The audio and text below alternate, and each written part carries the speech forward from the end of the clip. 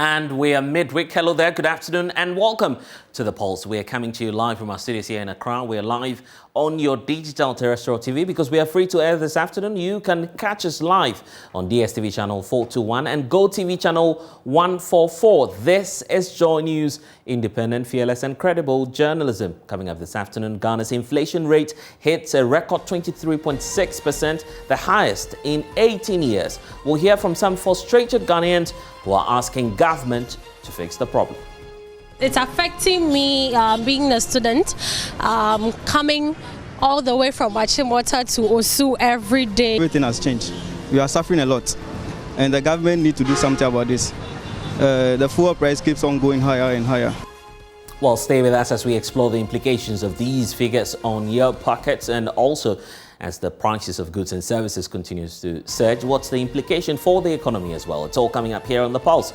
Also, police arrest 5 suspects in connection to a shooting incident at Bawku in the Upper East region that left at least 3 persons dead. I've also made an arrest of about 5 people who we believe are connected with the issue that occurred in recent times. We are live in the area where there's heavy security deployment. Plus, we'll bring you an update on a regional security council meeting which is currently underway, and the Electricity Company of Ghana, as well as in the news this afternoon, mounting a strong defense for its request for a 148% increment in electricity tariffs, citing factors such as inflation and the cedi depreciation. We'll bring you excerpts of the PURC stakeholder engagement, which is underway here in the national capital, Accra. I am Blessed Sogah. It's always a pleasure serving you here on The Pulse. The Pulse, as always, is brought to you by Global Communities Dignilu, affordable, safe sanitation. We are also streaming live on all of our social media handles this afternoon, and you can get us at JoyNews on TV. Tweet at us with the hashtag The Pulse. My personal handle is at Blessed Sogah. Thanks for choosing us. Stay here on the JoyNews channel.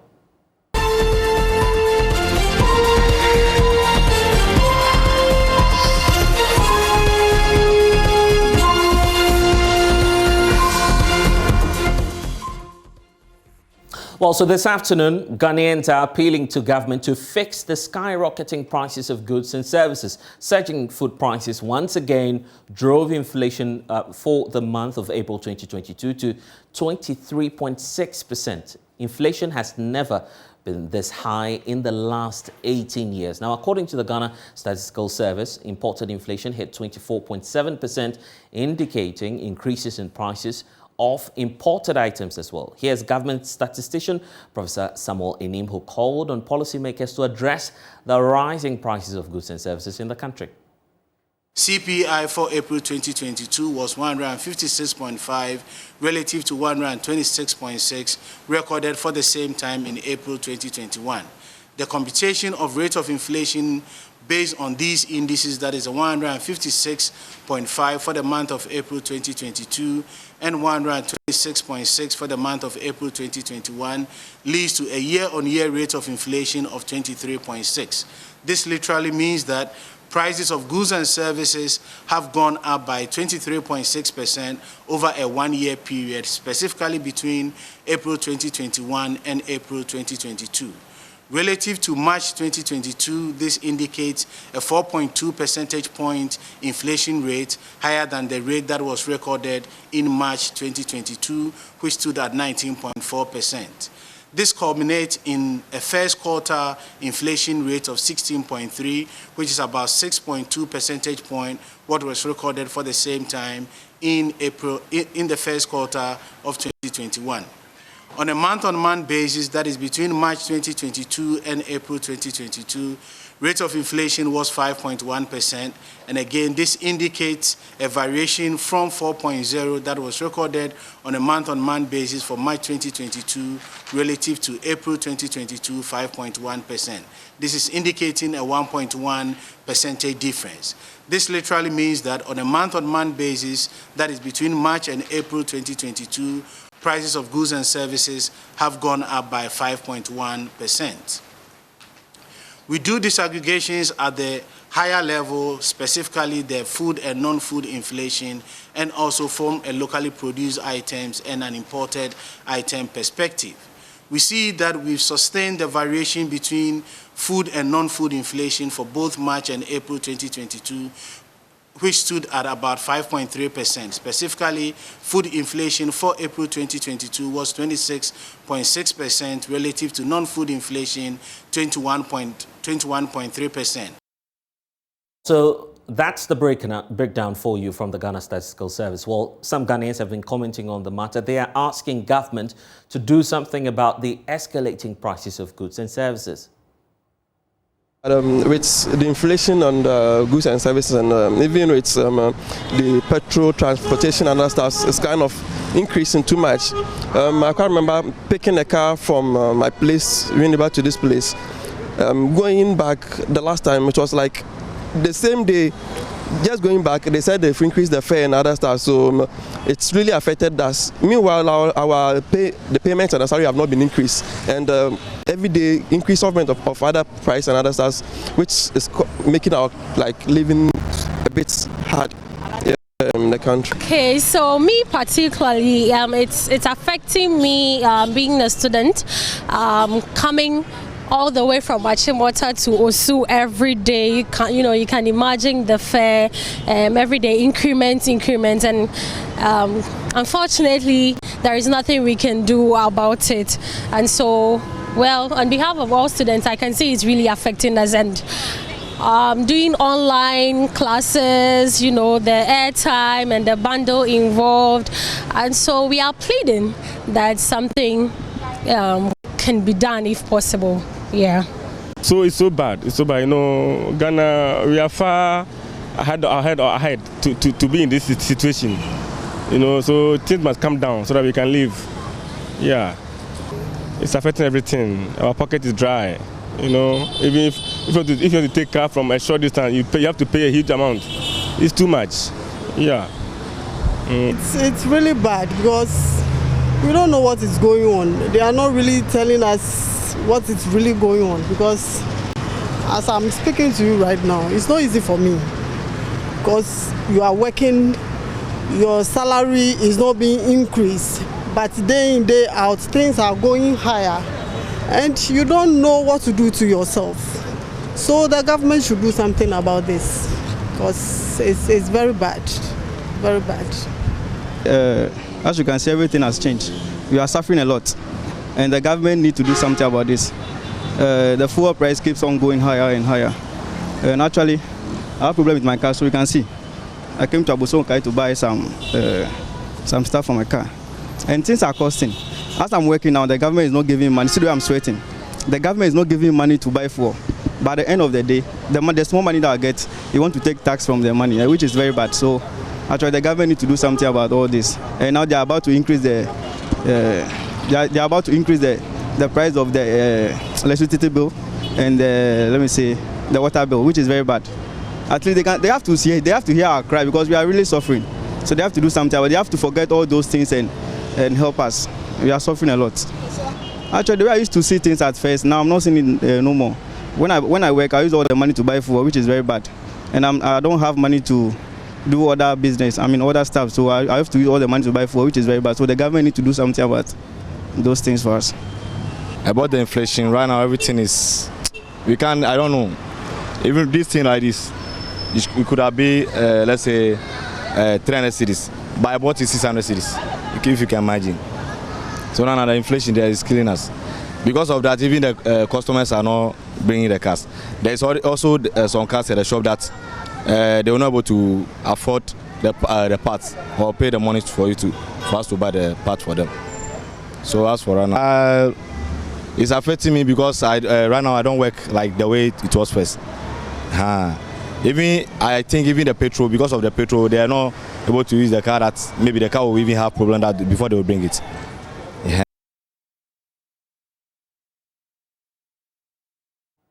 Well, so these are the concerns on the streets of Accra. The Economic Fighters League already is reacting to the latest development. That group has threatened some civil actions in the coming days to mount pressure on government to deal with the escalating prices of goods and services. So let's hear from Ni Ayiopare, who's the national spokesperson for the Economic Fighters League, joining us via Zoom. In fact, we understand, Ni, that your leadership is holding a meeting this afternoon on some of these matters. Tell us more about it.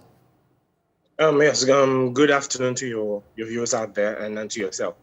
Yes, we of the Economic Fighters League, as our name suggests, we are fighting for the economic freedom of our people. And of course, the hardship of the ordinary Ghanaian is one of our major priorities to tackle those issues. So consistently, we've spoken about the rate at which the cost of living is rising up. Meanwhile, you find out that the wages and salaries of the people does not see any upward adjustment. That does not really tally well. So I've said consistently that it's actually by magic that Ghanaians are able to survive up to this side, and seem to be doing a very good job at it. But for how long? How long can we continue down this trajectory? And of course, the interest rate you're seeing today is not. I mean, the inflation rate is not by accident. It's actually by design. So you realize today Ghana is actually a very what I like to call an administrative economy. But I mean, I'm sorry to cut through on that point that you're making. Many will take you on when you say this is by design. Government has always pointed to the external factors which are not necessarily favoring economic management. And you agree that COVID-19 has been a major challenge. They're now pointing to the Russian-Ukrainian war, for instance. These are all evident factors, not by design, no? So if I finished my point, you would have gotten the answer to that. But anyway, yes. I repeat, it's by design, because like I said, for a very long time, the economy of Ghana has been what we like to describe as an administrative economy, in that we're not producing anything of value that we can export or trade on international markets, apart from commodities in their raw state, when you're talking about the minerals and then the oil and all of those. But you see, if we were rather focusing on productive investment in the productive sectors, that's when you'll be able to generate enough revenue locally to be able to subsidize most of these things. But as it stands, we import nearly everything that we consume. And that alone actually puts a strain on your currency, because the balance of payments decides that you have to change a lot of your currency to be able to buy or purchase markets on the international market. And that actually brings the value of your currency down. So we've seen a consistent depreciation of the cedi against the dollar in the national market. And the reason is because we are heavily dependent on importation of foreign or finished goods from outside. That is one of the major reasons why our currency is going down, and you have the inflation rates rising or skyrocketing as it is. And I say it is by design because how difficult will it be if you're able to mobilize about $120 million for the importation of tomatoes to producing tomatoes locally? I mean, it would make more economic sense to start producing some of the things we consume the most locally. But people have neglected that and are heavily dependent on importing from outside because, of course, people stand to benefit from the commissions they get from this. That's why I say it is by design, because imagine a country that is producing commercial quantities of bamboo, for instance. It's having to spend about 80 million Ghana cedis every year on importation of toothpicks. This has to clearly be by design and cannot be by accident. No, because if government was really focused on producing most of these high consumables locally, I mean, you just take a few directives to push these things through. But again, we see a very progressively increasing demand and dependency on importation of foreign goods. And that is one of the main factors for the hardship that we are facing today. Indeed, unemployment is another issue that we are facing. But if, again, we are going to focus on producing most of the things we consume locally, you agree with me that would have, created more avenues for people to be employed. And youth unemployment will really not be a problem as it is. But then what we're likely to see is that the Economic Fighters League will begin a series of activities to mount pressure on government. What are we likely to see from the EFL? Yes, so in recent times, we've realized that peaceful demonstrations, as we have always championed, has not been very effective in drawing the government's attention to addressing some of our issues. So we are looking at organizing the people. In the past, we've actually focused on mobilizing the youth. At this time going forward, we are looking at organizing them. And organizing suggests precise actions that are going to make, not just put pressure on government to change our circumstances, but to actually start implementing certain initiatives that would alleviate the conditions that we are facing now. So in the coming days, you're going to see active organization of the youth of Ghana. And yes, clearly together, we are going to decide what the next line of action will be going forward. But for when you say you're going to do an active organization of the youth across the country, and I'm sorry for that, what is that to suggest that you're beginning a set of political activities that you have signaled of that you may transform into a political party to contest the elections? Is this the beginning of the process? So we've not, the communique that came out on the 2nd of December was not that we're going to form a political party. No, we said we're going to meet, organize the youth of Ghana, and collectively we're going to make the decision on as to what's the best vehicle going forward would be to address some of these issues. But all of this will be dependent on our efficiency in organizing the people as compared to just mobilizing the people. And mobilization is just a spontaneous reaction to events, whereas organization is working together towards certain set objectives. And we have said that it's supposed to be the collective interest of the youth that has to be priority and paramount here. So we're going to organize ourselves as youth, and together collectively, we're going to decide what is the best vehicle going forward to start addressing some of these issues. But Nii, that's where many criticize the Economic Fighters League, the fact that you're always anti-government, quote unquote, if I could use that description for you. This is, for some, the best opportunity to come together to rally the support of the youth in whatever course it is that government is taking us through, so it can pay off in the end. How about that as well? So the consistency or the track record of successive government administrations, and let me use this opportunity to make this clarification. Our elected representatives are not the government. They are just that, the elected representatives. You, myself, and the rest of the people are the government. We are the government. So it's not that we are anti-government, because we definitely are not anti-people. We are with the people and we are the people. So that's the clarification I want to push out there. And we cannot be seen to be anti-administration or anti-system in that regard, because consistently there's been a track record of saying one thing and doing otherwise by successive government administrations. So it's become very difficult right now at this point to even try to have a conversation towards what the solutions would be. I'll give a typical example. The Economic Fighters League has consistently, with press releases and communiques, suggested or tried to prefer solutions to some of the issues we have been dealing with, particularly on youth unemployment. But it seems it falls on deaf ears, and government is not interested in dealing with this. And a recent case in study would be our campaign, Fix the Country, where we sought to bring government's attention to certain predominant issues that the youth are facing. The response from government was to form a counter movement called Fixing the Country to make nonsense of all the things that we're trying to have a conversation on. Indeed, when we even wanted to demonstrate, you saw the reaction of government. Government saw that as a threat to it. I mean, the government administration saw it as a threat to itself and sought to use the security apparatus of the state to oppress the youth who were rightfully claiming what is their due. So we have said yes, it makes no sense praying to the conscience of people who clearly do not have one, and praying to the conscience again or the goodwill of people who do not have our interests at heart. So we are saying we are going back to the people, the sovereign of Ghana. We're going to organize them together so we can decide collectively, again, what's the best way forward would be and the best means and vehicle to be able to champion that cause. So again, in the coming year and days, you're going to see active organization amongst the youth, because about 60% of the Ghanaian population today is youth. So we believe if that be the majority group in Ghana, change will be well birthed from that group, that political grouping. So yes, this is what we are going to be doing in the coming days. Right. But it is not in any way suggesting that we are anti-government administration. No, that's never been the case. But already we've seen the announcement from government on what they intend to do, for instance, when it comes to the Youth Start policy, which they claim will create some jobs, and some of the interventions at addressing the concerns with regard to the economy. Are you not hopeful that these policy measures will begin to kick in and then resolve all the challenges that we're facing now with the economy? Yes, again, it comes down to the track record. So we saw a very fantastic policy from the government, an initiative, the NAPCO, Nation Builders Corps. But today, where is that? And that was just dealing with 100,000 youth.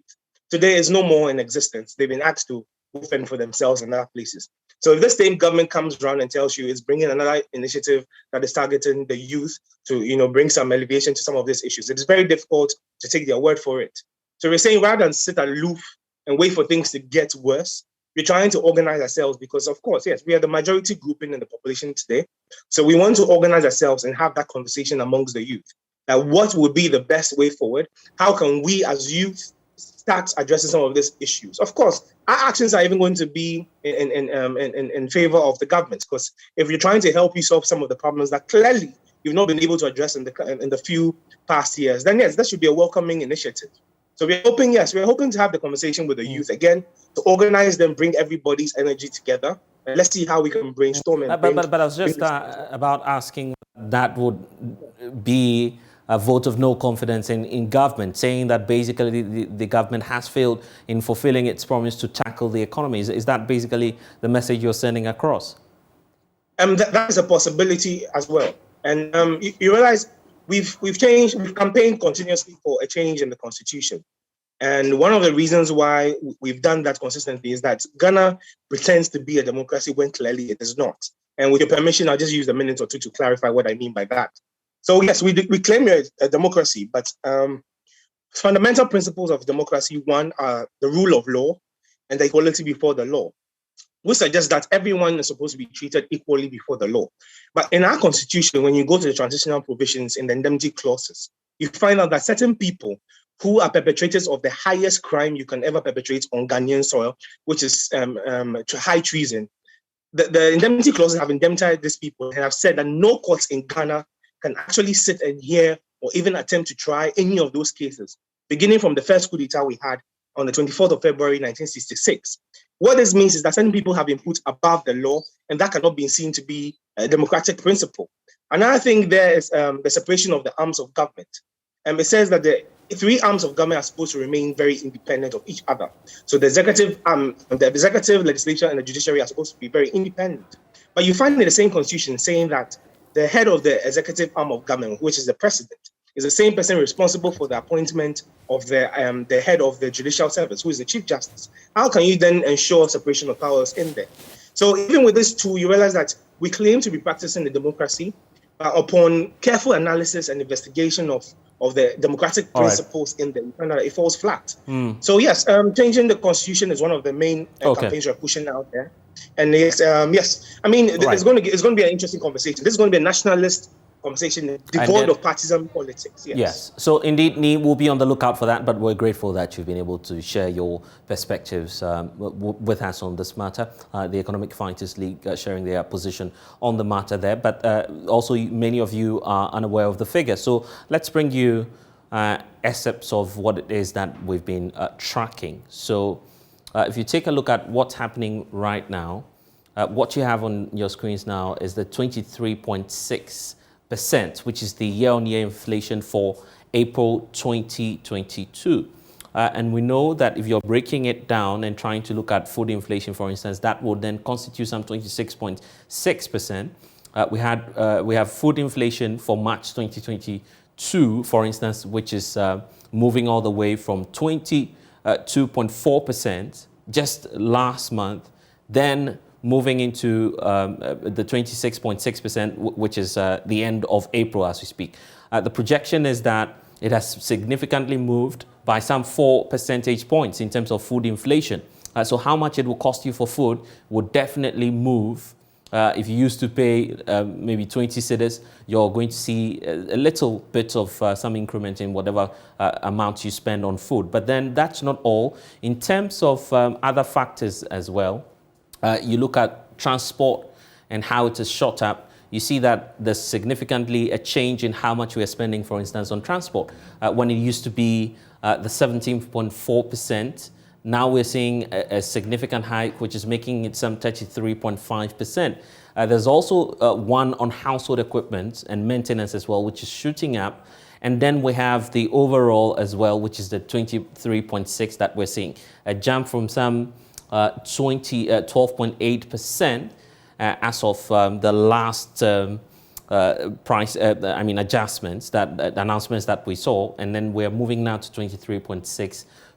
So the list goes on and moves all the way into insurance and education services. So these are some of the issues that are coming up from the figures that we're seeing from the Ghana Statistical Service. But this afternoon as well, we are focusing on security because there's a heavy security presence in Bawku in the Upper East region following the gruesome killing of some persons, at least 3 of them. It is unclear what has triggered this latest attack, but the situation has led to some residents fleeing the town while others remain indoors. The police have so far arrested 5 suspects in connection to this very attack. We'll find out what's being done by the police in the area to prevent further violence. But first, let's touch base with our correspondent, Albert Sorry, who has been monitoring the event for us. Albert, welcome to the show. So do we know what first of all triggered this attack? Give us some update on that.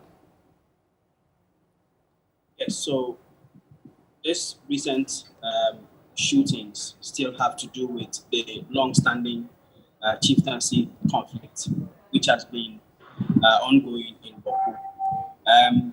For some time, everything had been calm until November last year, when we started seeing a resurgence of this conflict.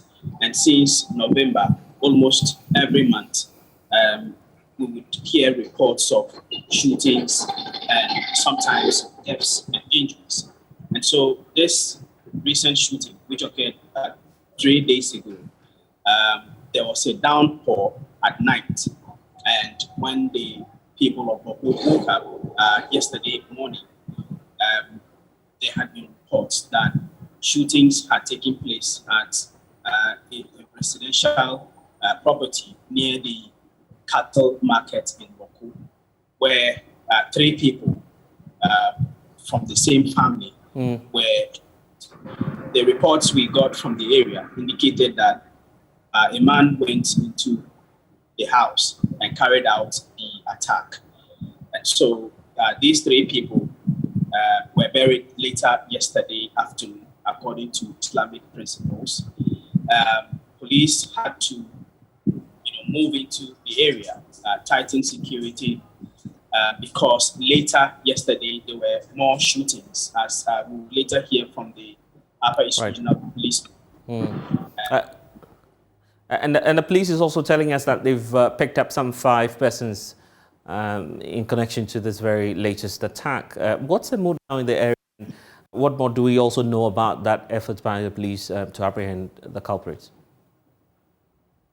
Yeah, so what the police bureau tells us is that they've arrested these people because they believe they know something as far as this attack is concerned. So they are going to help in investigations which are ongoing now. But what they have done now is to review the curfew in Bawku, which will now start from 4 p.m. every day instead of 8 p.m., which was the previous time that the curfew usually started. So security has been tightened and they are enforcing this curfew as we speak. All right then, Albert, sorry, thank you for giving us the latest right now. Let's also hear from the Ghana Police Service in the area. They've been giving some update to the media on what the situation is up north. Issue as we have its re-emergence, that is 3 days ago, sporadic shooting were heard, and in fact indiscriminate ones as well.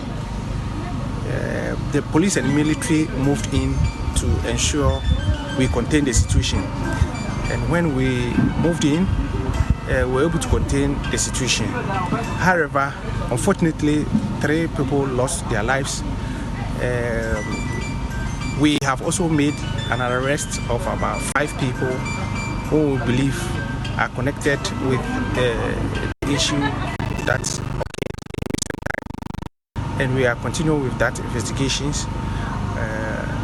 Police and military are enforcing the curfew, which has been reviewed from 5 a.m. to 6 p.m. Now it's 4 p.m. to 5 a.m. and we are enforcing that. We want everyone to remain calm. The situation in Bawku as at now is not that chaotic. It's a peaceful area. There are other issues that we have to deal with, and that is what we are working on to ensure total peace is restored back to the area. However, we know that peace comes from the people themselves. The police and the military, we are doing everything possible to ensure. It happened in the gunshots were heard in many parts of the municipality. We have Sabongari, Gigande, and other parts of Bawku municipality. We cannot say, as I told you early on, we had a sporadic shooting and indiscriminate one in these places. And as soon as we had those gunshots, already there are 24-hour patrol and snap checkpoints by police and the military in that particular time. So when there is an unusual occurrence in any part of the place, we quickly move in to ensure we can tell the situation. And that is exactly what we did. As to whether it was a targeted one at any particular group of people or not, as I speak to you, I can confirm that investigation has started. And the 5 people who have been arrested, what are they being investigated for? Obviously for possession of firearm and any other charges that may arise will also. Well, so you just said ASP David Fianco Altry. He's the Upper East Regional Police PRO. Joining us now is Dr. Vladimir Nchidansu, who's a security analyst, joins us via phone. Doc, welcome to the program. This has been a protracted... Thank you for having me. All right, then. This has been a protracted case. It's not necessarily new, but what's accounting for this latest attacks that we're seeing, and what do you see as the undercurrents to the latest insurrections? Well, normally such intra-communal pickups come from several other causes. And when it is fueled by politics, when it is fueled by non-resolution, then you have it being protracted. We are entering a situation where it is very intensifying. It is entering a period of intractability. And there must be a way to seal it off and try to find a way of building a new generation of people who can live together. It's very unfortunate. It's a mixture of chieftaincy, ethnic, political, economic causes.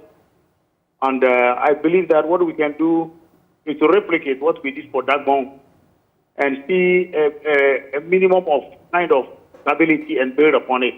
What we are seeing in Dagbon, it doesn't mean that everything is over, and we need to continue building the peace bridges. And I think this is exactly what we have to do for Bawku also. I've always suggested that we need an FOB in Bawku, that is a forward operating battalion. When you have the presence of the security in their forward presence, at times it stays, and people will not take the law into their own hands the way we have seen in Bawku and other places. Well, I guess the concern is not necessarily about Bawku, because many security experts are also giving reports, for instance, just as we've seen from the West Africa Center for Counter-Extremism, they are warning that, for instance, some of these internal happenings could create a fertile ground for terrorist exploitations. So if that's the case, what do we need the authorities doing at the moment to deal with it? Well, terrorism does not come with a flag. Yes, wherever there are international conflicts like this, it creates a receptive space for the terrorists to thrive. And so it might be true that when these things are going on, terrorists would like to settle in there. But what are they settling in there for the Bawku area? The point is this, that yes, terrorists are not stupid. They want an area where they can move about freely or go in and come out. And so it's not the case that just because these things are going on, then the terrorists will just pick their bag and come and settle. They wouldn't do that. And so yes, I've read the report, which is good in the sense of the causality, but then the inferences from their premises do not hold. Terrorists will not just come to a place where they don't know where to move. The areas they are settling, the Sahel area, they already have a whole lot of things going on over there. The porosity of borders, number one. Number two, ungoverned spaces where you can't find government presence. And therefore, when they settle there, there's no government to attack them or whatever it is. In our case, I don't think that is the case. But then, yes, we need to do something about it so that the terrorists are unable to settle there. That's why I'm suggesting an FOB, whilst we use some other diplomatic ways of trying to kill the hiccups. Right. So what would be the implication of the FOP? Is that to suggest that we'll see more boots on ground, or what's going to be? So when you have a forward impact? presence, I think the government has already built some FOBs along the borders with Burkina Faso. It's very good. With intelligence gathering, you'll be able to know what is going on at whatever point. And their forward presence means that they are very active. The FOBs are very, very active. And so the more they are active, the less the activities of miscreants. So that will be their remedy to ensure that these things don't escalate into anything at all. They nip it in the bud before even it starts. And so what projections are you making really on this conflict? What projections really are you making as an expert on this conflict situation? There are many who say, well, it could go on for some more years. What's really your projection on this? Well, if nothing is done, the projection is that it will escalate. It will turn into something where you can't touch again. Let me be very blunt with you. Underneath most of these things is the question of bad politics. If you go into, there are about 74 hotspots in Ghana, very, very bad conflicts in Ghana. And under each of them is the political pillar, which props the conflict one way or the other. It's like politics eat into most of the conflict. You know, in this particular case we're talking about, I think there is politics. You can see one ethnic tribe feeling that they belong to one political party, and the other feeling they belong to the other. And therefore, any small hitch creates the condition for testing their pulses again on the political field in the ethnic kind of conflict. And so, if we all should be able to understand that we don't have to label any ethnic group as our politics, you know, it's bad. Let me give you an example of the Nanumba-Kokomba issue, for example. While the Nanumbas feel strongly that they are NDC, the Kokombas feel strongly they are NPP. And this has always been part of the problem when the torch is lit, it spreads like wildfire because of politics. If we can look at that angle also, it's important for us. All right then, I'm grateful that you've been able to join us, Dr. Antwi Vladimir Danso. Thank you for your time. Now, the Ministry of Transport has described as unlawful the increase in transport fares ahead of an engagement with the transport operators. Deputy Minister Hassan Tamboli explains price computation will be determined by a percentage increase in fuel prices after the previous increment, among other factors. He wants transport operators to halt any intended price hikes. We'll engage the leadership of the Ghana Private Road Transport Union shortly.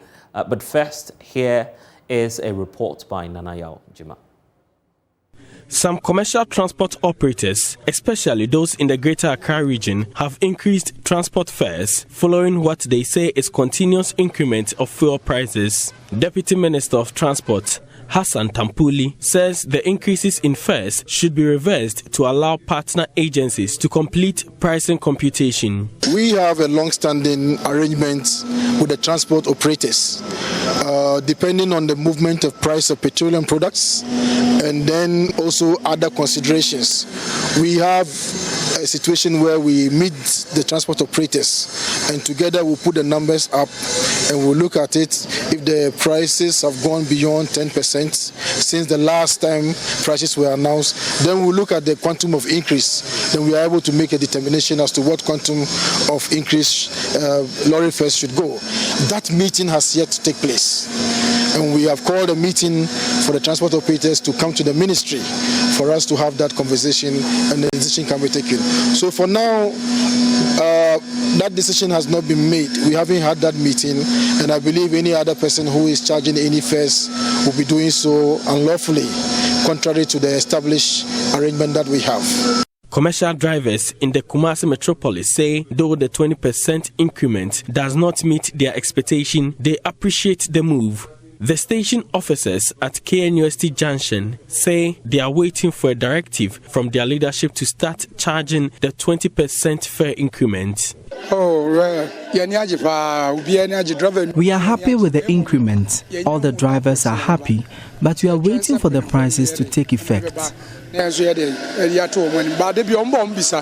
yeah, okay. It deserves about 50%. We deserve about 50% increase. The 20 is not enough. The week 20% they were from. Yeah, the Shah said, but I'm too much on because they say a lot of diesel. They be at the Bechibesa, no more too much, and I might have to do I think. But passengers are worried about the increment in fares.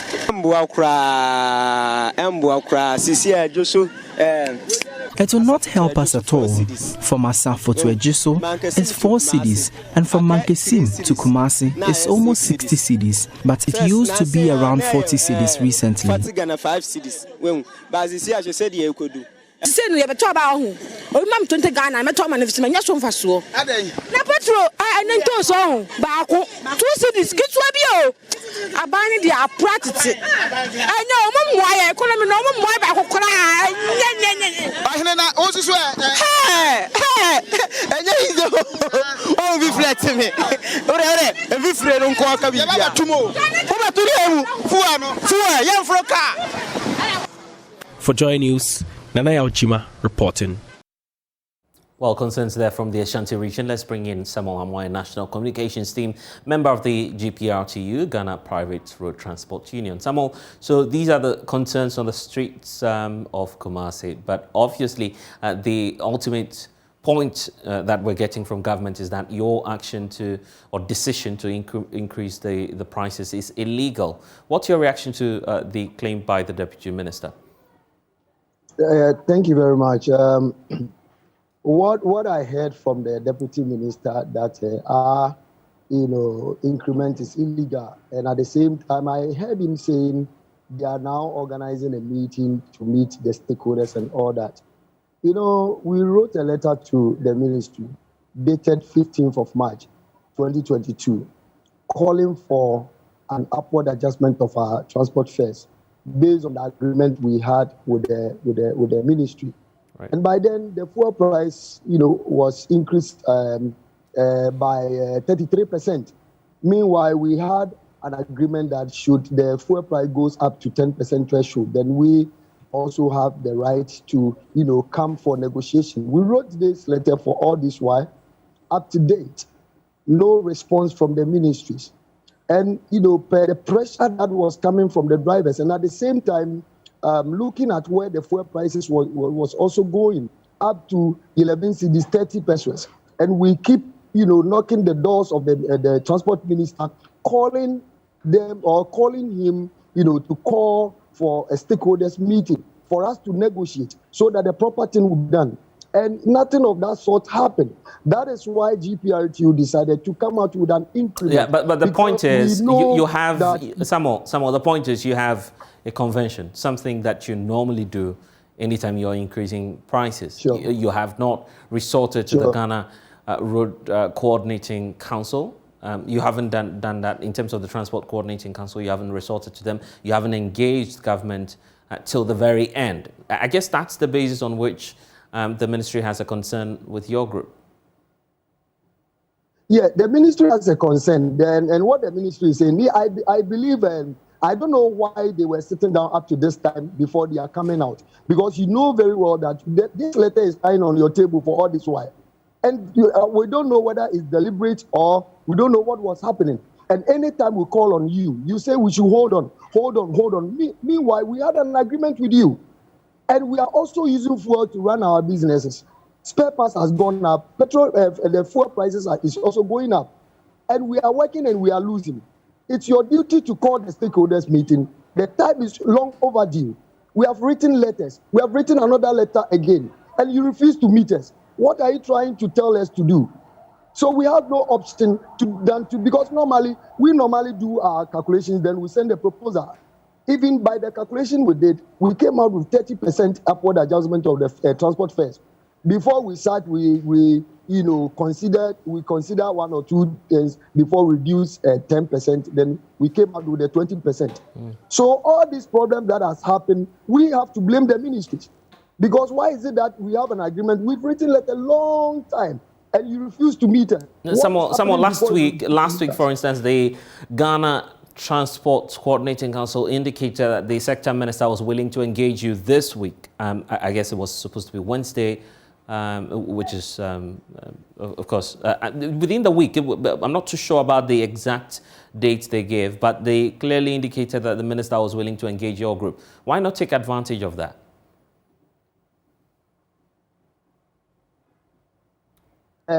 You know, I told you earlier on. Hello, can you hear me? Yes, I'm with you, Samuel. Hello, can you hear me? Samuel, I can hear you. Thank you very much. I told you, yeah, good. I told you earlier on that before we wanted to meet the transport ministry, we wrote a letter, a circular. But what the GRTCC people were saying, are just saying, we've not received any invitation nor any letter indicating that the transport ministry want to meet us. I don't know whether they only wrote to the GRTCC. GPRTU has not received any invitation from the transport ministry, as the GRTCC stated it last week that they want to meet us. So we were lost in the whole thing. We don't know why they came out like that. So what you're telling us now is that meeting may not even happen, because it was clearly stated there in that release to the media that the minister had clearly indicated that it was going to meet you this week. Come again. I'm not clear with the question. Yes, I'm talking about the letter, the release by the Ghana Transport Coordinating Council. They indicated in their release last week that the minister had clearly stated that he was going to engage you this week. That is a lie. We have not received any invitation. We have not received any letter from the ministries of transport. So what then happens to the prices? Are we going to keep seeing the charges, the new charges that you're carrying out with, which government describes as illegal anyway?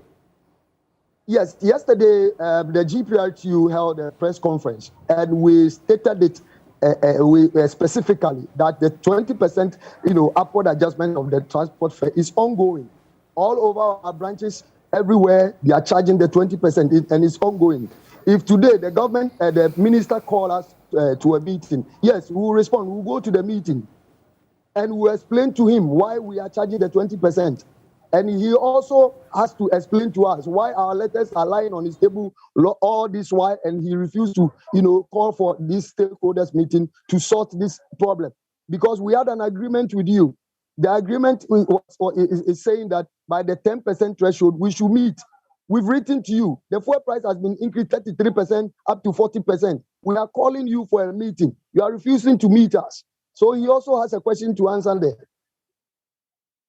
If you're watching us now and perhaps you want to share your content, you are the one out there paying as well. Samuel Amwa is here with us. Share your content with us. The numbers will be on your screen shortly for you to tell us if you're going to go ahead and then pay the new charges, or perhaps if what the situation is, whatever your challenge is with the drivers ever since the increment of the fares. Just share that with us. Samuel Amwa perhaps may take a bite on that and give us some explanations to what's happening. But Samuel, you are already seeing the reactions, and in fact what we're seeing now is the latest announcement that, well, the prices of goods and services are going up. So you are adding on to the pressure for many Ghanaians. Are you not being sensitive, a bit insensitive in this regard? Yes, there is pressure on the ordinary Ghanaian, and that pressure, I would say, is not coming from us. The reason why I'm saying the pressure is not coming from us is that should the fuel prices come down, this situation wouldn't have happened. And we are using fuel to run our business. My brother, we can't, work at the close of the day, use all the monies we get to go and buy fuel, and at the close of the day, we go home empty-handed. Owners cannot meet their sales. That is why, for all this, even if we were supposed to go by the 10% threshold, by this time, up to now, we have increased it by 4 times. But we waited. That is why we were also pleading with the government that they should, see to it, or they should consider some taxes. Then they reduced it or scrapped some taxes. Had it not been that, we would have come out with an increment long ago. We know how, we understand how the system is. And even we, the transporters, anytime we increase our lorry fares, it affects our businesses. And at the same time, those market women that we send them to their marketplaces to go and buy their food stuff to come and cook for us. When they come back, they also increase their stuff, and we close and go and buy it. So it goes and hits us back. We are all not happy about what is happening, but all because of where the petroleum product has gone. The prices now. Right. A gallon of diesel is now being sold 50 cedis. Okay, so I guess Samuel, your concern mainly is about the fuel prices as well. Let's see what consumers out there and commuters are also saying. John Arthur is joining us from Kumasi. John, what's your concern about the increment? John, if you can hear me, I'm asking about your concern on the latest increment. Yeah, I think that the concern is not. My concern is that the increased price today is not just fast as last week. Hello. Yes, John, you're on air. So what you'd have to do is to turn down the volume on your increment TV. It shouldn't come now, because when there's any increase in fuel prices, at least we should wait for the increase. Stuff like that. Without looking at the to up like before we increase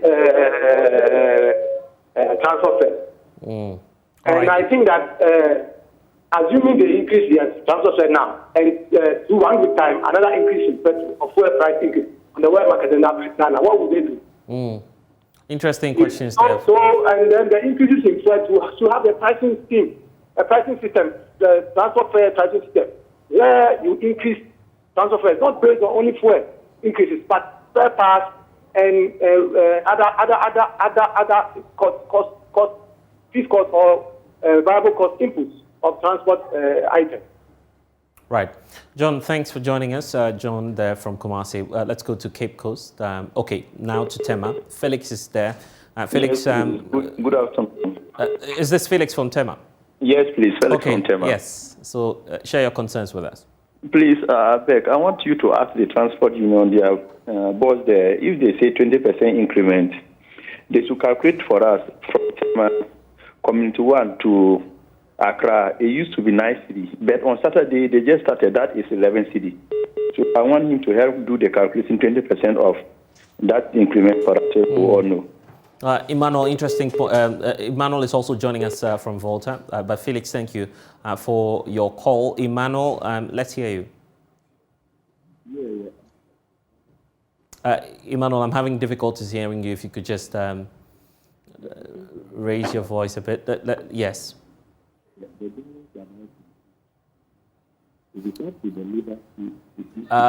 Emmanuel, we're still having challenges. So, Samuel, you've had some of the concerns come through already.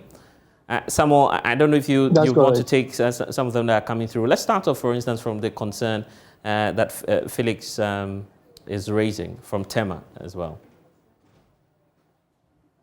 Yeah, yes, I think Felix was asking of 20% of 9 cedis.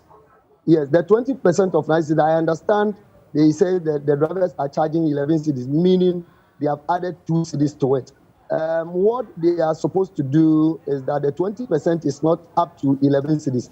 It's 10 cedis, I think 10 cedis, 60 pesos or something of that. 10 cedis, 80 pesos.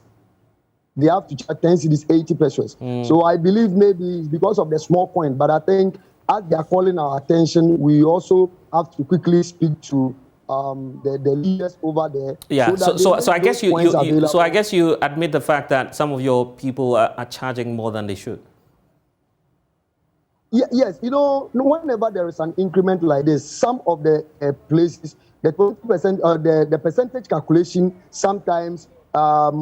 Let's for instance, sometimes when it's about it's hitting maybe 4 cedis 80 pesos or 4 cedis 90 pesos. Sometimes drivers, because of the change, they sometimes add the 10% to run it up to 5 cedis. And sometimes if it's like maybe 4 cedis 10 pesos or something of that sort, they also reduce or take the 10 cedis off. The 10 pesos off and use 4 cedis. So that is what sometimes used to happen. So some of the calculation you can't get it to specifically like the way it has to go. But places like maybe where they used to charge 5 cedis, Definitely 5 cedi, 20% of the 5 cedis will give us 1 cedi, and you add it up to make 6 cedi. For that one, you get it clearly. Okay. That is why I say let's also small coins. Right. Okay. So Sami, just hold on. Let's bring in Daniel from Koko as well. Daniel, let's hear you. Yeah. Listen, my concern is, you see, we are not sympathizing. Hello? Daniel, yes, go ahead. I can hear you. Yeah. My concern is, we are not sympathizing with the GBRT for a mere fact that sometimes when the fuel prices hike, they are quick to complain about their loss. When it comes down, they don't complain about their booty they are receiving. Yes, you have a mother organization. That is, we meet here in Roots. They have not responded. Have you made a follow-up? If you have made a follow-up, take, for instance, as they have increased today, tomorrow, if government has taken another decision that, well, I've listened to the plight of the people, so I'm taking offsetting taxes and the fuel prices come down, are they going to reduce the prices? And if they don't reduce, the money you are collecting today, are you going to refund back to the passengers? They should just also bear in mind about the suffering of the ordinary Ghanaian. It's a global crunch we are all going through. Sometimes, yes, we appreciate what they are going through. I am a travel, but sometimes they shouldn't hasten to just increase the prices as they are doing. It's not helping anybody. Okay, then. Thanks for calling us. It's not helping anybody. Thanks for calling us. All right, then. Let's do some more. You can also give us a call, share your concern with us, and then Samuel Amwa will just wrap it all up by taking giving some responses. I wish I can react quickly to what the last caller just said. Samuel. Yes. Yes. You know, sometimes we don't have to forget the fact that this is a private man's business, and the vehicles are not being owned by the government. Let's not forget that. And nobody would like to, do a business that always he or she will lose. The person who just spoke, I believe he also has a business to run. Just understand the ordinary driver who will work, and at the close of the day, you use all the money to go and buy fuel. Then at the close of the day, even he cannot even make up to his daily acts to get something to go home. We should also consider that. It's not like always we say there is a hard economic hardship, and the system is hard, and the system is hard. Yes, the system is hard, but let's ask: should the driver work to sacrifice for the system? Are they also not people that run their businesses to run their homes? Are they not also paying bills? Are they not also rent homes? Are they not also paying school fees and other things? They should also consider the driver. Okay. Ever since from the 7.99 up to where the fuel price is now 10.85, if you do a calculation, meaning it has been increased to about 19 cedis and above. So if a driver who used to buy a gallon of fuel is losing about 19 cedis anytime he buys a gallon of fuel. So in case a driver is using 5 gallons to run his business daily, meaning he's losing almost 100 cedis a day. So these 100 cedis should have been something that money that it can sustain him. Sami, I get the point you're making. But Sami, I get the point you're making. But for instance, when you increase your prices, then it's also having a ripple effect on other commodities as well. For instance, even rent, for instance, you have some landlords going in and say, well, a lot of things are up, transport fares are up, so you'd have to pay more. Yeah, that is correct. Yeah, so you are the cause of the problem, partly, you agree? That is the main reason why, right from the beginning, we were not interested in increasing our lorry fares. Rather was, asking the government to scrap some taxes, to reduce some taxes, because we know very well that anytime the transport fare goes up, it affects everything. But we have to also accept the fact that since the thing has gone up and the government is refusing to reduce it, we have no option than to also increase our lorry fares. Else our businesses will collapse. A time will come, they will go to the station, and you will not meet even a vehicle there. All right. Quite recently, Ayalolo increased it by 20%. Nobody complained. From Accra to Ashama was 5 cedis. It was increased up to 6 cities just last month. Nobody complained. Nobody complained. You understand? Even those buses are for the government, but nobody complained. Okay, so I mean, we need to go. But when next are we having that? Are you having that meeting with the transport minister? Oh, well, see, I told you earlier on that actually we didn't receive any official letter from the transport ministry that he want to meet us. But a call came just this afternoon that the minister would like to meet the executives tomorrow. But meanwhile, our chairman wasn't around. Our general secretary also based in Bolga. He also has other activities because the time was too close. So the information given to him was that the time was too close, and the chairman and the general secretary, was not around, and that we can't attend, that meeting, and that they should reschedule. So that is what they are talking about now. So that will move to when exactly? Well, I can't tell for now. Okay, then. I can't tell for now. Well, yeah. But Samuel, we're grateful that you've been able to join us. He's a member of the National Communications Team for GPRTU. This is still the Pulse here on the Joy News channel. We'll be back shortly after this break.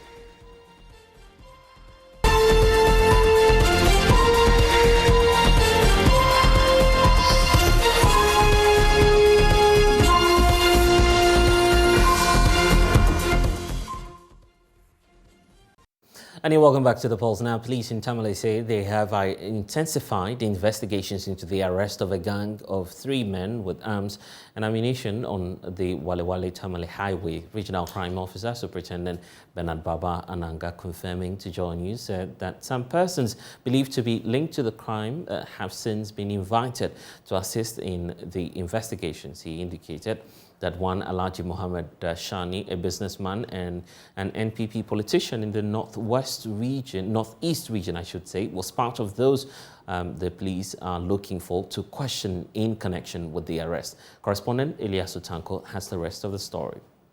Police in Tamale has confirmed the invitation of one Alhaji Mohammed Shani for questioning in connection with the arrest of 3 armed men on the Wale Tamale Highway. The suspects, including 2 Nigerians and a Ghanaian, were arrested last week with a loaded AK-47 rifle and other arms by the highway police at Kukwabla near Nasia in the northeast region. Alhaji Shani, who is a businessman and a chairman aspirant of the New Patriotic Party in the northeast region, confirmed his invitation to JoyNews. Yes, one police sergeant called me and told me that they want to see me in Tamale regional command. Have you been there, sir? Not yet. When I ask him, he said when I can, he will tell me. He also confirmed his intention to honor the police invitation, denying any involvement in the matter. But I've not done anything like that. Following the arrest, the suspect allegedly told the police they were on a mission to assassinate an NPP executive in the region. In my earlier interview with the Regional Crime Officer Superintendent Bernard Baba Ananga, I asked him about the report which has been widely reported by a section of the press. As we speak, we are still investigating, still gathering intelligence, still looking at one way or the other. Though we didn't come to a radar or any person that was targeted to be robbed. For criminals or such characters, they can do any other thing. When you are investigating a case and suspects are in custody, of course you will have other suspects that you need to arrest. There are accomplices out there, especially you look at the source, look at the destination. You also look at the other persons that you think may help in the investigations.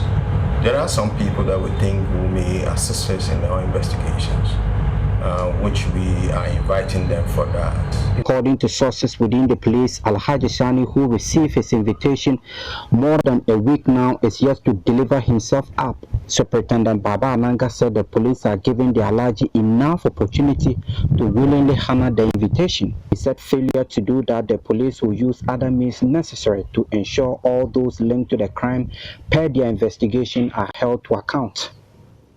From Nalirgo, Elias Sutanko reporting for JoyNews. And now the governments of Ghana and Togo have come to a consensus to reaffirm their international border lines. This is to ensure a clear demarcation of the land borders of both countries. 50 international boundary pillars will be constructed along the international boundary lines from Aflao to Akau in Ghana and also from Lomé to Nuepe in Togo. Now, this forms the first phase of the reaffirmation exercise supported by the GIZ Africa Union Border Program. There's more in the following report by Fred Kwame Asari. Pillars were first erected on the international boundary lines of Ghana and Togo in 1929 and later in 1975. However, human and natural activities have eroded most of the pillars erected on the international boundary lines. In line with this, both countries saw the need to reaffirm the international boundary lines to clearly indicate the land borders, help security officials identify their limits, prevent land encroachment, among others. A joint land boundary reaffirmation technical committee has thus been instituted, tasked to undertake the reaffirmation exercise. As part of the exercise, the committee would undertake sensitization programs in Ghana and Togo, launch and supervise the construction of 50 international boundary pillars from Aflao to Akanu in Ghana and from Lomé to Nuepe in Togo. Speaking at the sensitization program in Aflao, the German ambassador to Ghana, His Excellency Daniel Kroll, detailed that the GIZ Africa Union Border Program supported the exercise with the sole aim of preventing conflict. And so for us, our engagement, our assistance to this program of the African Union and to this program that will start here today, it is about conflict prevention. We want to help to make life easier in border regions. It is not about dividing, it's not about taking people, families apart, it's just about making the clear demarcation, the base for more legal cross-border cooperation and flows. The national coordinator of the Ghana Boundary Commission, Major General Emmanuel Kotia, detailed that 4 kinds of international pillars would be erected. And it has been mentioned and clarified that what we are doing is reaffirmation. We are not coming in to redemarcate our boundaries.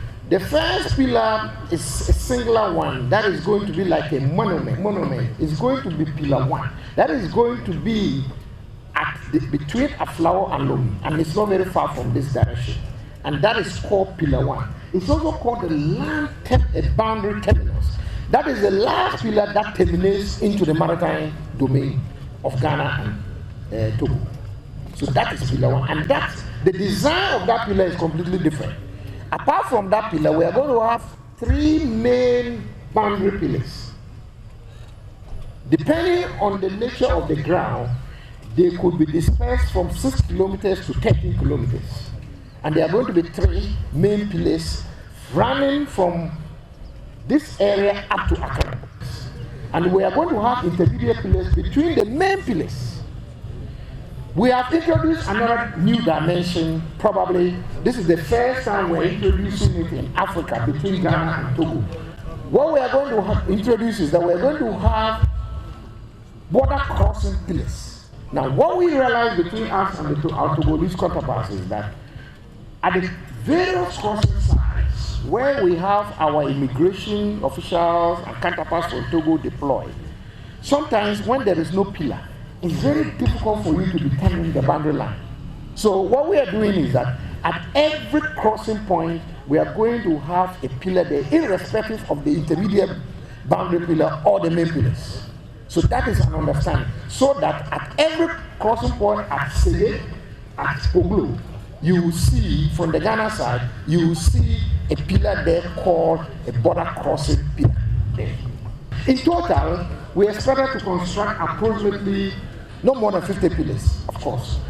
And that is going to form the first phase for the pillar. The Volta Regional Minister, Dr. Archibald Lecha, underscored the importance of the boundary reaffirmation exercise. Permit me to state that the joint reaffirmation of the international boundary line will also serve as a tool for safeguarding the peace and security of both Ghana and Togo, considering the nature of emerging security threats emanating along the West African region.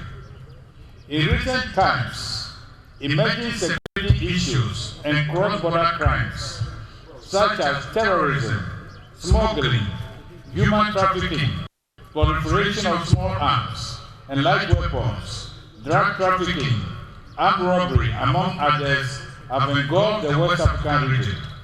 It is therefore imperative that Ghana and Togo reaffirm our boundaries to prevent the prevalence of transnational organized crimes across the borders.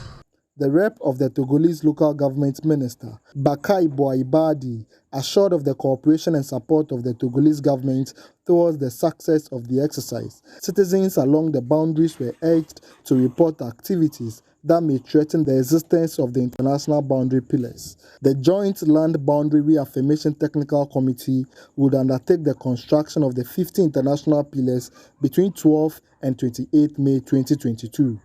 Fred Kwame Asari, JoyNews. And as part of efforts to boost vaccine manufacturing capacity in the ECOWAS region, the Director General of the West African Health Organization, WAHO, has challenged member states to step up research efforts that will enable them to produce their own molecules for vaccine production. There's more in this report. In the economic community of West African states, COVID-19 cases has continued to increase for the past 2 years.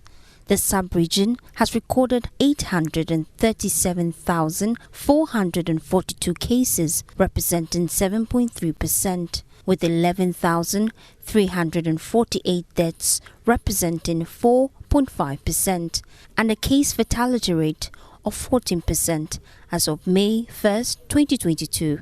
Given the vulnerability of the ECOWAS population to the COVID-19 pandemic and other diseases, the Director General of the West African Health Organization, Professor Stanley Okolo, is urging member states to consider producing their own vaccines, as well as building more human resources for the manufacturing of vaccines. The issue of ensuring that we promote and bring in research to bear, but there are other areas that are key.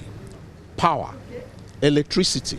It is very key. And if you look at some of the things that I understand is going on in Ghana, where you have some industrial zones, and in those industrial zones, government tries to prioritize electricity supply. And that is very important, because you then see that that's one way to. The next thing is capacity, in terms of intellectual capacity, in terms of human resources. We really need to start supporting a lot. I mean, for us in WAHO, we have given nearly 44 across the region postgraduate scholarships in shortage areas. Not necessarily specifically for manufacturing, but in shortage areas. And these are some of the things that we also have to be thinking of. And then finally, we have this integrated work with the Department of Industry and private sector, where we are looking at what are the precursors, the active pharmaceutical ingredients that we have in the region. We do have some, but the difficulty for manufacturers is that we don't produce them in commercial quantities. But what I'm challenging us is to think about also the research in order to start producing our own molecules and how we can do this. Speaking on the intellectual property of manufactured vaccines, this is what he had to say. If you remember, take your mind back to what happened with HIV. When anti-HIV drugs were produced, they were extremely expensive. Okay, but then the United States government came in and other global partners and said, no, we've got to make this the intellectual property in terms of the patency. We've got to release this so that generics are produced, so that those generics are then cheaper to save lives in particularly third world countries that HIV was ravaging at the time. So why can't we apply the same thing? I mean, this is a global pandemic that's affected everybody, and this is an opportunity to have. So we have to think about that. But if you think about it for Africa, we're talking about asking people to give us things, isn't it? That is still the same thing with what we therefore need to start thinking of. Why? We've got the brains. Why can't we then focus, invest in it, and ensure that we give them the mandate and the political will to go ahead and discover some of our own? Cuba can do it. Other people can do it. Believe you me, we can do it. The things that we need is to, first of all, say that there must be an unrelenting laser focus on it. That's number one. Number two, to say, look, we are not going to care which country it is, but let it be an African or West African component, and we can do that. The outbreak of the COVID-19 pandemic has shown gaps in the health system of the ECOWAS region, thus the need to discuss issues pertaining ECOWAS potential vaccine manufacturers and stakeholders. Mausi Numan's report for JoyNews. The 1992 Constitution was ratified in a referendum on April 28, 1992 and was passed. However, after 3 decades of constitutional rule in Ghana, there have been calls for it to be reformed. There's more in the following report. On April 28, 1992, the Constitution of Ghana was approved by referendum. But at the 2022 Annual Constitution Lecture Week on the theme 3 decades of uninterrupted constitutional law, revisiting the agenda for reforms organized by the National Commission for Civic Education, His Lordship Justice Gabriel Pamang called on people requesting for the total reform of the Constitution to take into consideration the human rights enshrined in the Constitution. It is relevant to note that one remarkable characteristic of the present calls for amendment is that all actors involved, political parties, civil society groups, and academics agree that there is a need for some adjustments to be made to the Constitution. The divisions arise only around the extent which those divisions should cover. Whereas others call for a complete overhaul of the whole document, some are of the more minimalist approach, requiring the amendments of particular provisions. To those who call for the total overhaul, my advice is that there is no one-size-fits-all in democratic governance structure the world over. I say democratic governance structure because some others make calls for total change of the Constitution as if they have a problem with even the basic structure of the Constitution, including the human rights provisions. According to the acting chairperson of the National Commission for Civic Education, Kathleen Addy, basic schools across the country will be engaged on how to sustain Ghana's democracy. This program will be replicated at the regional level. Every regional capital will have a program like this with the people in that region, and we will gather all the information, all the insights, all the highlights from all the programs that we'll hold in the 16 regions, and we will combine it what we've done today, and we'll put together a document, and hopefully that becomes a foundation for to trigger the process for constitutional reforms. And then I also mentioned that in the basic schools, this year we are targeting 10,000 basic schools for Constitution Week. That means that we will go to the schools and hold programs and engage with them. On getting Ghanaians educated on the laws of Ghana, the first Deputy Speaker of Parliament, Joseph Osei-Owusu, charged the NCCE to step up efforts to educate the citizens on the Constitution. If we amend the Constitution, any part of it, would that bring transparency? If we amended any part of the Constitution, would that make the everyday person honest? Thank you. For me, that's a critical question. And my suggestion is, we are focusing too much on documents and individuals and categorizing politicians. No, we should deal with the culture of the people.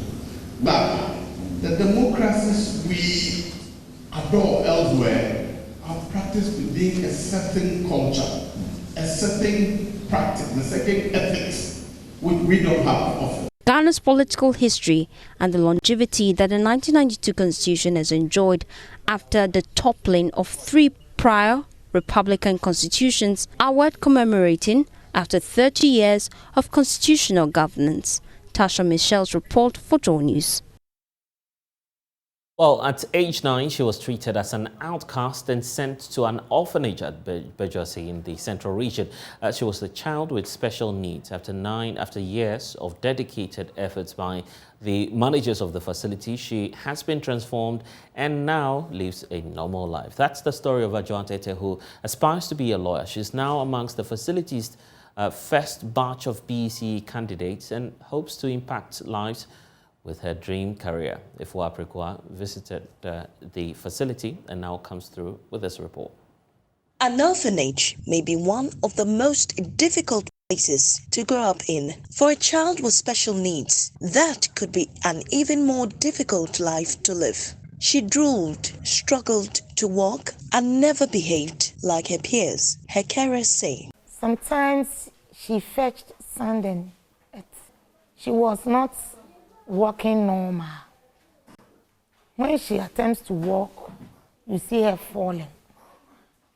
And with water drops from her mouth. This is 15-year-old Ajua, who was brought to the Graceland and needy childcare at Bawku in the central region at the age of 9. When I was at home, they were treating me very bad. So when even they are giving me food, to just put it somewhere that I shouldn't take it. And the little children are holding containers and sticks, and they are singing that sick person. Ajua's life, in her own words, has been one of hell, facing rejection from all around her, especially in her early days before coming to the facility. So no one wanted me to sit by him or her, or to talk, or to even play. I was feeling very sad. One of the people who have helped care for Ajua is Grace Wobble, a dietitian who left her job at 37 Military Hospital to start this children's home. Then I was accepted at the military hospital to work at the kitchen as a caterer dietitian. Then there was this message I have been dodging for years. It was I had to take care of the less privileged children. Because of Ajua's past, her survival and life now remain a wonder to many. A wonder that she still struggles to believe. When she's giving me food, she sits by me and she will show me how to fetch the food in my mouth. So I was feeling happy, I was happy. And I was not feeling sad again. Sometimes when the sickness is high, she'll give me medicine. She's preparing for her BEC later this year with hopes that she can become a lawyer in the future and bring justice to the wrongly accused. I want to be a lawyer because I want to have justice on poor people and those who don't have anything. Maybe they've not done anything and someone said they've done something, so they send them to the court. Girls, as she believes it will encourage her to burn the midnight candle and move further toward her goals. Ifua Prekua Boafo's report, read to you.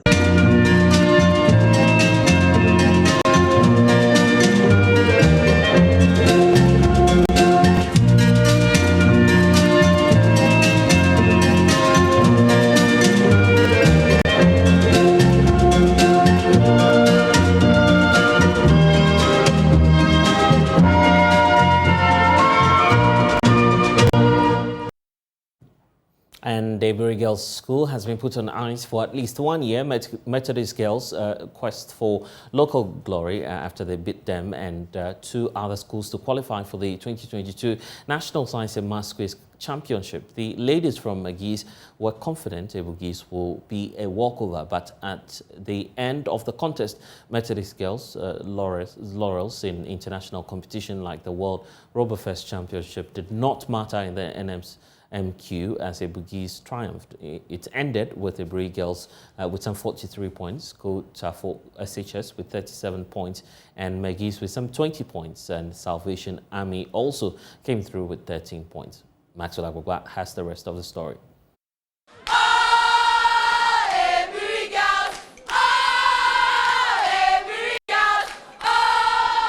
Ebri Girls just qualified for the national championship. Your last NSMQ outing was in the 2021 national championship.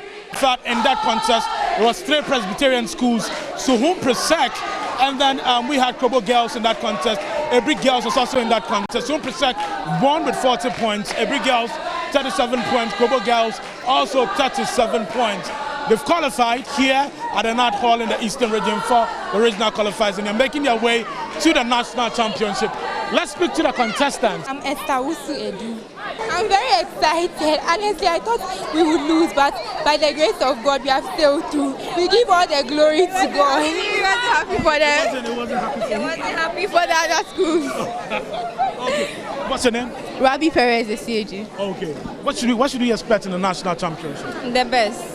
The best. Is it the best? What exactly? Yeah. See, we actually didn't think we would come this far, but we asked the Lord to bring us this far, and He came through for us.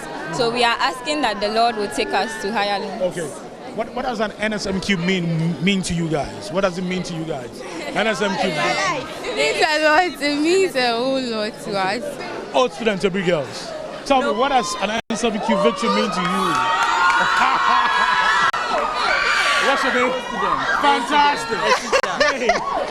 What's your name? Lydia Frieusu. It means so much to us because last year, though we made it to the regional qualifiers, the prelims didn't really go well for us, and we just went through narrowly as highest losing school, as one of the highest losing schools. So we wanted a dominant win, a clear win, not a second option or a second door kind of win. And we had it today, though it wasn't easy. It was a bit scary at a point, but so far as we are close to hand, we will shine. Okay, Miss Rachel, I believe the girls. I have seen them on several occasions, and as quiz mistress, even Kaufman is a quiz mistress who is an old girl from Ebri Girls, and I'm also an old girl from Ebri Girls. I believe them, and this year we are going to do wonders. We're going to do wonders. Sure. Okay, we'll be waiting for that. Sure. Expect us. Thanks for talking to us. Last one.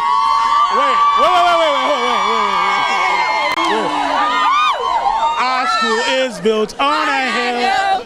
De paso Samoto, we are always victorious as we work in God's name. Oh, Ebri Girls, Ebri mighty eagles, we shall never, ever, ever lose our faith. Oh, Ebri Girls,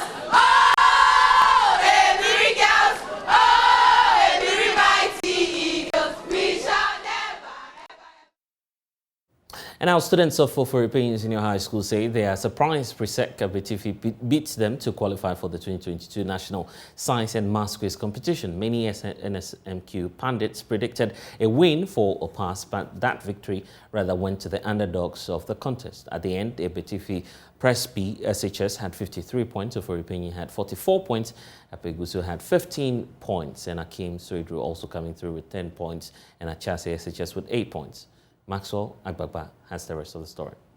We are not fruits of we are put your good forever. We are the fruit of your tree.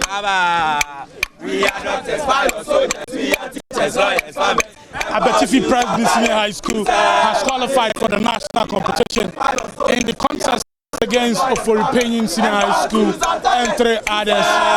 They were more or less the underdogs that they made a huge statement and have now qualified for the national championship later this year. It's all excitement, and you can see the gentlemen pouring powder over themselves, signifying victory and their excitement. Let's speak to some of them. I have the school prefect here with me. What's your name? Nino Frank is my name. Tell me, we are really excited. Like, I don't know how to say our excitement. It's like we are really excited. And like, on behalf of my team and on behalf of the school, we say a very big thank you to our Most High, our Lord and Gracious, who has been able to bring us this far. We glorify Him, we honor Him. And then we also thank all of our supporters and upset. We thank you all. Like, and actually, I'm telling you that we are happy. We are excited. What does it mean to your school, beating Oforipenyi in high school? Okay, beating Oforipenyi, I've said beating Oforipenyi is like, let's say, the biggest thing we've dreamt of. Like, actually, we didn't come here for a contest. We are telling you that we only came here for trials. This is a trial. Mr. Franco Tieku, a biology tutor at SEC. Very, very excited. In fact, we are always saying that opportunities when preparation meet chances. And we can thank management, Almighty God, especially our honorable headmaster, for all the support he gave us. And our senior tutor, the chemistry master. We saw how the chemistry did the trick. Yes, the chemistry did the trick. And this is the man in charge. Teamwork has paid off. We thank God for this particular victory. We've been working so hard. From last year, we came with these same students and then it didn't go our way. We thank God that this year it went our way and we are so happy. We can't even express how much we feel right now. It's so much exciting. Okay, so you can see on my right-hand side, we have students from Oforipenyi Senior High School. Well, they're not in a good mood. Okay, all of them moving away from our cameras. How are you doing? We are always better than them, so considering our preparations and all stuff, like we've prepared so hard for these contests, but you know, God's time is the best, and then everything happens for a reason. So we are hoping to come in next year with more of them. Timopas are coming next year. So, as I let them know, we are still in Penny 4. Yeah, still in Penny 4. You're not in Kola? Nah, still in Penny 4. In Penny 4. The film is still there. But in Penny 4 in Kola? That be in Kola more, yeah, still in Penny 4. So that's it. Yeah, disappointments, but they are confident and optimistic that next year they'll come back, you know, to make it to the national competition. Reporting for JoyNews, Maxwell Araba.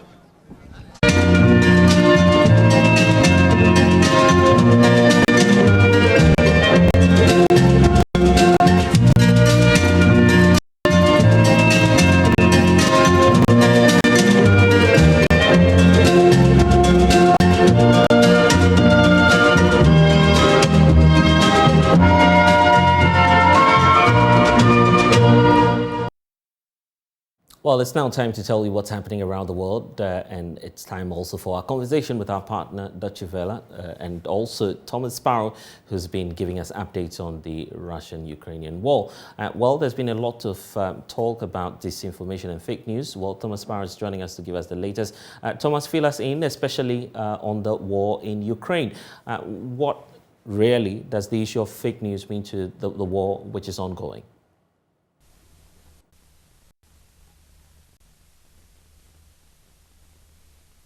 It essentially means that this war in Ukraine is not only being fought in political terms or in military terms, but it's also being fought from an information point of view, from words.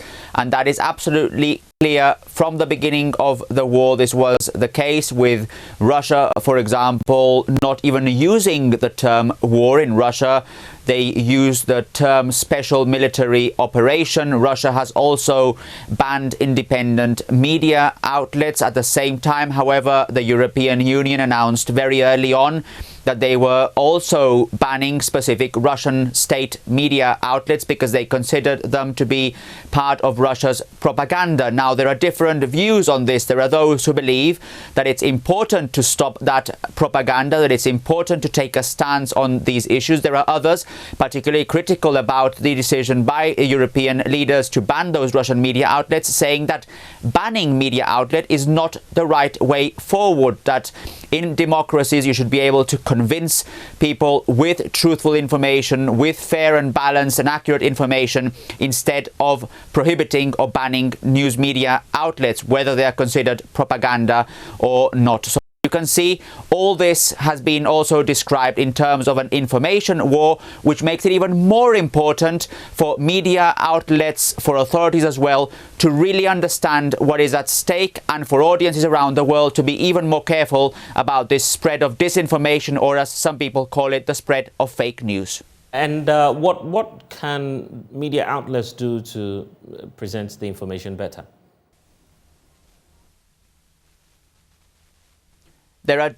There are different groups, there are different fact-checking groups in international and big media organizations that have been precisely dealing with these issues since the war began. For example, by looking very carefully at speeches that have been done. One concrete case is the latest speech by Russian President Vladimir Putin. But it's important to stress that this is not only something that has been happening now in the war in Ukraine. Before, for example, with the pandemic, the coronavirus pandemic, there were also very serious issues when it came to disinformation and fake news, and as such this is a challenge that in particular for media outlets is growing and growing and growing. It's becoming more important to try and really identify what information is fair and balanced and accurate and what information is misleading or completely false.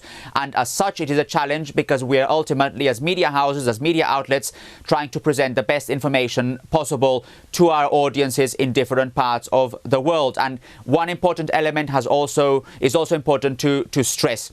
When we are dealing about misinformation, about disinformation and fake news, this is ultimately affecting the way democracies work, because it ultimately affects the capacity that people have, the capacity that audiences have to make informed decisions. If people do not know for sure whether information that they're receiving is reliable and truthful, they can ultimately have problems in making important decisions in a democratic environment. So all this is definitely very important, very significant challenge now, and a big also challenge for media outlets around the world. Okay, how about viewers themselves? What can they do to better inform themselves?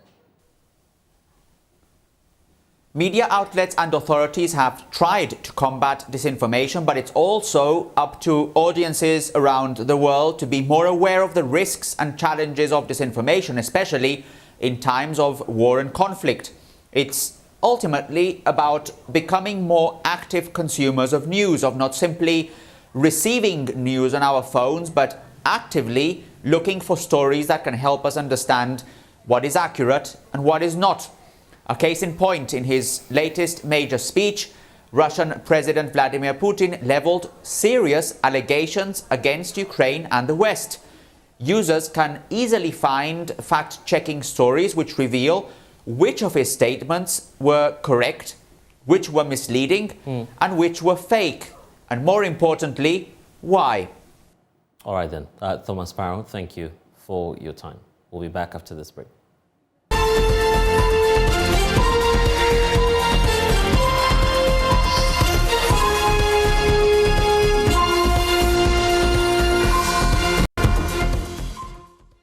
Well, that's all we have for you in this package of the polls. I am Blessed Sogah, and right behind me is myjoyonline.com. You can also log on and get the latest in terms of all of the news contents that we're bringing to you here on the Joy News channel. Until then, we'll see you next time.